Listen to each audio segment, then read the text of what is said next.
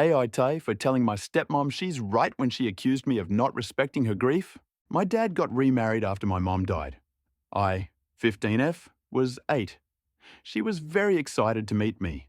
I was way less excited, like not excited at all. My mom was dead less than 2 years, and I knew she and my dad were talking about getting married. I hated it. I didn't get why Dad was doing all that so quickly and why they had to get married at all.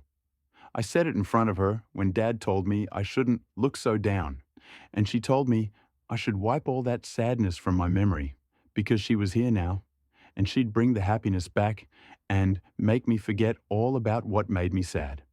Dad was like, OMG, and he told her how bad that sounded. I refused to let her touch me when she tried to apologize, and I told her to leave me alone. She talked to me alone a few days after that and told me I could at least try, that Dad wasn't sad anymore because of her, so I could be too. I told her she couldn't make me forget my mom died. She told me I never gave her the chance to. I told her I didn't like her, and I thought she was a bad person. She was horrified by an 8-year-old saying that to her face like I did, but I meant it. I still mean it. She tried so hard to get close to me, but I didn't want to get close to her. I was quiet around her. I didn't open up to her or share anything with her.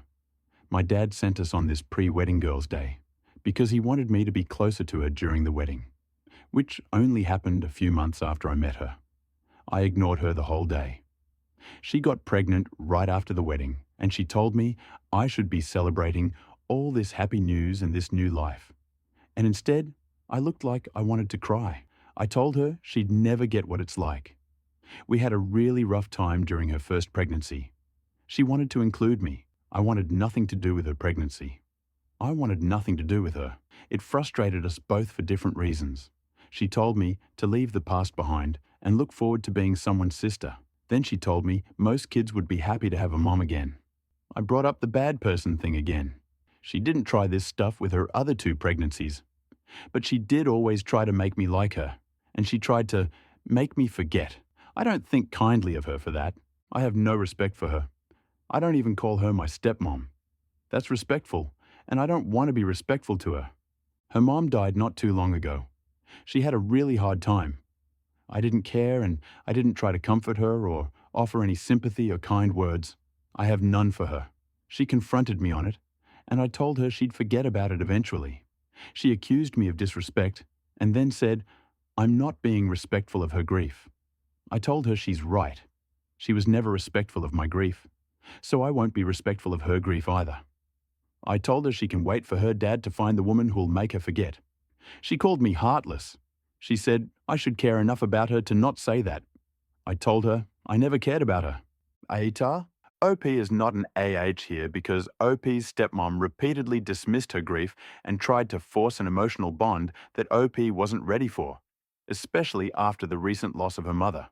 The stepmom's insensitive remarks about forgetting the past created a deep emotional wound, making OP's reaction understandable. While OP's comment about her stepmom's grief was harsh, it reflected years of unresolved hurt. OP's lack of respect stems from genuine feelings, not spite.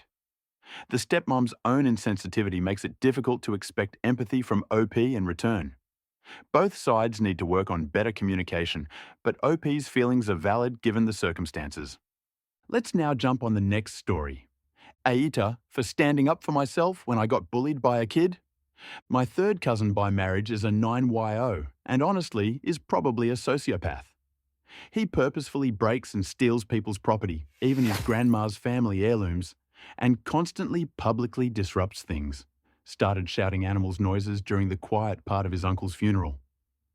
He's just a piece of shit kid all around, and his 2 dads are pretty much hands-off and barely even supervise him, much less discipline him, and then also get really verbally aggressive when someone else speaks up to them about their son's unacceptable behavior.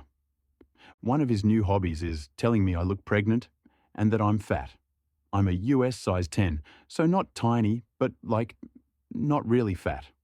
I do have a condition called diastasis recti that I can't have surgery to fix until I'm done having kids, but it gives my belly a more pronounced appearance. I've explained this nicely to the kid and his parents multiple times, that I have this medical condition that I'm self-conscious about and I'm very sensitive, so please stop loudly saying I'm pregnant and calling me fat. He kept doing it, and he also only does it in front of large groups of people, like when we're all gathered around a fire pit or eating dinner. So I know that he knows I'm not pregnant and that it's inappropriate to be doing this. So we were at a family dinner this weekend, and this kid goes up to the bartender my MEL hired, it's a private event, and tells him not to serve me because I'm pregnant and an alcoholic. I went up to the bartender myself later, with a group of my husband's family, to get a glass of wine. He refused to serve me and cited this kid telling him I'm pregnant. I died inside. I was beyond mortified. I marched up to one of the kid's dads and told him what the kid did and said that he needed to ask him to apologize to me because that was unacceptable. He refused and actually got offended that I would ask for an apology. I'm pissed. I walk up to the kid and say, "I know what you did with the bartender. Why did you do that?" To which he replied, "It was funny." I clapped back, saying, "You know what? I understand why your original mother and father didn't want you and put you up for adoption. You're a bad kid." The kid starts bawling. It's the first time I've ever seen him cry. I just walk away. He told the whole family, and I just said that I asked him why he did what he did. I'm sure people believe me because this kid also lies a lot, but I feel kinda bad and wonder if I was out of line or if there's something else I should have done instead. I also rationalized it as, well, maybe now he'll learn that if he messes around, he'll find out and think twice about hurting someone next time. AITA, NTA. The OP was relentlessly bullied by the child whose parents never disciplined him or even talked to him about his actions. This left the OP helpless. While her comment to the child was harsh, it came after enduring repeated public humiliation and frustration with no support from the adults responsible. As OP's reaction was provoked by the kid, OP is not an R. The next story is from At My Limits Now. AITA for signing my kids up for public school behind my wife's back. So I, 36M, am a dad to 6-year-old twins. And my wife, 28F, is a stay-at-home mum who has recently gone full crunchy mom mode. She's all about essential oils, no processed foods, cloth diapers when they were babies, and she's absolutely against anything mainstream. For the longest time I didn't mind because a lot of it is about healthy living and I want the best for our kids. But things are starting to get way out of control. The latest issue is that my wife is dead set on homeschooling the twins. She's convinced that public school is toxic and that our kids won't thrive in a system that's designed to make them little robots. She even has a few friends in her crunchy mom group who homeschool their kids, and she's been talking non-stop about joining their co-op. I've expressed my concerns about this from the beginning. I work full-time, and I don't think she realizes how hard it's going to be to manage homeschooling 2 kids at the same time while giving them a proper education. But she won't hear it. Anytime I bring up public school, she shuts it down immediately, saying she doesn't want the twins to get bullied or that we'll lose control of what they're learning. I just don't think homeschooling is realistic, and I can't see how she'll keep them on any sort of consistent schedule. I gave her time to prove me wrong over the summer, thinking maybe she'd ease into it and have a plan. Instead, she's spent most of the time bouncing between different unschooling philosophies and signing them up for random activities with her crunchy mom friends. The kids are constantly bored, and I've seen them starting to fall behind. I'm not proud to admit it, but I went behind her back and enrolled the twins in public school for the fall. I told her a few weeks before school started, and she absolutely lost it. She accused me of betraying her and said I was undermining her role as a mother. She keeps saying I don't trust her to raise our kids, which isn't true. I just don't think she's prepared to handle homeschooling, and I don't want the twins to suffer because of it. She spent the whole first week of school trying to make me feel guilty by saying the twins are miserable and that I've ruined their childhoods by forcing them into the system. The thing is, as far as I can tell, the twins actually loved their first week school. They've made friends and like their teacher. But my wife keeps insisting they're just pretending to like it to make me happy. Now, she's talking about pulling them out mid-year and starting over with her homeschooling plan, but I'm putting my foot down.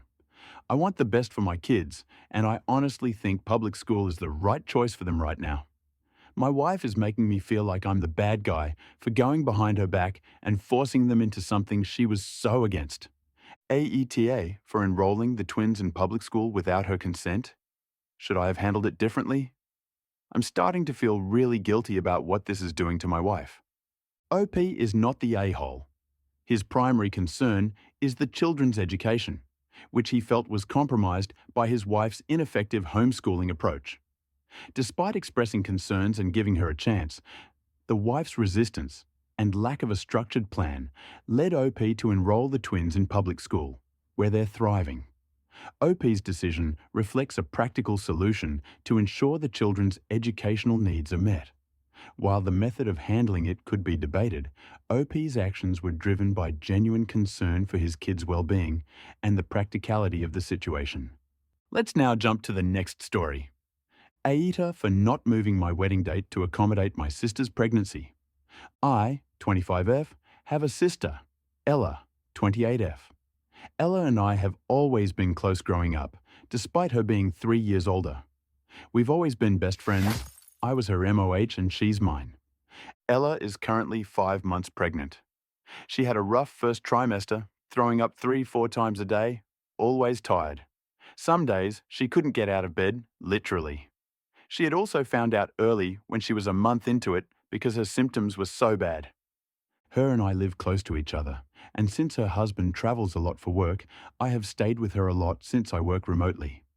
My fiancé and I had originally set the date for July. However, seeing how sick she was, I, along with my entire family, were getting worried. And so after my fiancé and I discussed it, we decided to reschedule the wedding until after she had passed her first trimester. Per her doctor, she was supposed to get better. I need to add that no one asked this of us, but I felt it was needed. And thank God, she did get better. She's eating normally, going out and back to herself. Seeing this, my fiancé and I talked about our wedding again.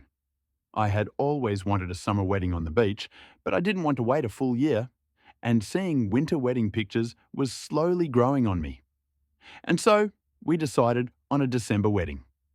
The invitations were finalised last week with the date and were all sent a couple of days ago. Yes, it's early, but my man and I all have big families, big group of friends and colleagues. We need the RSVPs early. Yesterday, I got an angry phone call from my sister asking how can I do something like this to her. I was honestly confused and told her as much, and she went on to rant about how inconsiderate I was to not wait until my nephew is born, that her being MOH and 8 months pregnant is going to be hard, and that she has already been through hell. I calmly explained to her that while yes, she is MOH, I don't expect her to go above and beyond. My best friend and her had already planned a girls' night back when my wedding was in July, so we're just going with that again. Everything is already bought and my best friend will set it up. I told her that my man and I have also rebooked everything ourselves. Flowers, venue and catering are going to be done by our friends who have their own shops and companies, and that I'll pay to have her dress resized to accommodate her bump. I'm even taking care of hair and makeup for all my wedding party. A sort of pamper session where we'll all get ready together and take pictures. All she's required to do is show up. She's having none of it and is demanding we reschedule it again until next summer. I put my foot down and gave her a flat-out no. My parents called me and asked me to reconsider, saying that I know she's emotional and hormonal. I told them that's not an excuse for her to act like a bitch. Any opinions, advice are much appreciated. Edit. First of all, thank you for all the comments and advice. I'm definitely seeing her side more than I was before. I do need to clarify some things that I didn't add in the post. When we rescheduled the wedding, her and Bill had my fiancé and I over for dinner. We do weekly dinners every Friday. She thanked me for rescheduling and told me she felt guilty. I made sure to tell her that I don't blame her, that having her there healthy and happy is what matters, in whatever capacity she can give me. I made sure she knew that she could step down from MOH at any point, even if it was a day before the wedding, and that I would understand. That dinner, my man and I also floated the idea of a winter wedding around, and both her and her BIL said it would be fun since we haven't had that in our family yet. We also chose the date around many of our family's schedules, along with our friends' availabilities, who were also being gracious enough to still do our wedding flowers, catering, and renting us the venue, despite us rescheduling it once already. We didn't decide anything lightly. Also, I might update, if I ever figure out how, because my parents called and invited me to their house so my sister and I can talk it out. I have no idea why she's using a third party, even if it's our parents. OP is without a doubt not the a-hole. At first, she pushed the plans of her wedding just because she was worried about her sister's health, but later picked a month of December because it suited her and her fiancé. OP even proposed reasonable modifications such as altering the dress of MOH and hair and makeup, and specific that her sister only needed to show up. Given all this stuff, OP is certainly not an R.